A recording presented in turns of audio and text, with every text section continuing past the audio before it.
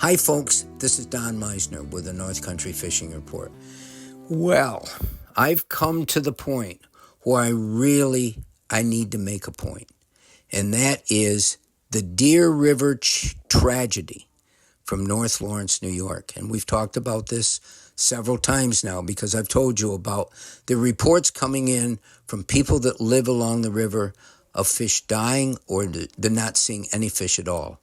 And then it was followed up, and they did studies, they being the DEC, and they found that there was a lot of pollutants being put in the water from the overflow from the dairy plant in North Lawrence. Okay, we know that. We've talked about that. There was recently a meeting in Brazier where the DEC came to address the public there about what had happened to the Deer River, and I know the public all wanted to know what's going to happen. And so I went to this, and I got to tell you, I was extraordinarily disappointed in the things that I was hearing. And what was I hearing? Yes, in fact, this was being caused from effluents flowing into the river from that dairy plant, and we finally found out about it. We started to see the warning signs a long time ago, and there was all kinds of reasons why.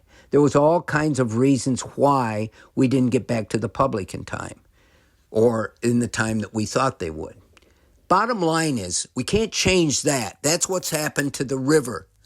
What I wanted to hear is how long will it take for the river to rebuild itself? We didn't get anything about that, didn't get any of that kind of feedback. And there was a lot of really upset and irate people at that meeting that live in the area. And I got to tell you, they were very polite, they were patient, they waited for the DEC to give their reasons and so forth. But then the rain started, the clouds came in, and people's emotions and people's patience sort of dwindled. And at that point, I left the meeting. But I want people to understand that this is more than what chemicals go in the river. And this is more than what colors some of these poisons are and so forth. This is about a magic world being destroyed.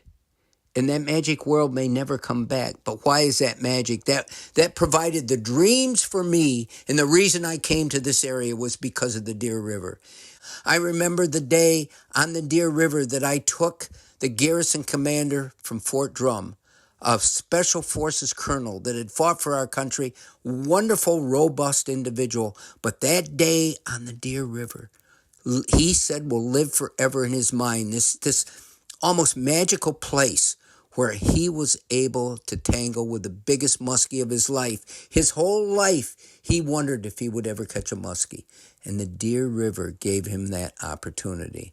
And he rejoiced, and he raved, and he bragged about that day we went down the Deer River. The Deer River is a part of what makes fishing so special.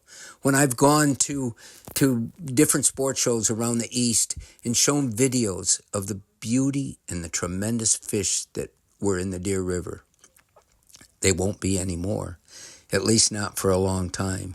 And so this has an impact on me, and it's had an impact on the lives of a lot of other people. And it's not just about a river. It's not just about the fish.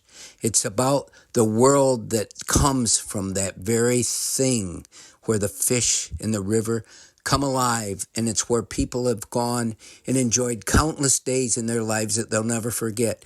And it's a place where people could have dreamed of catching that final wonderful fish of their life.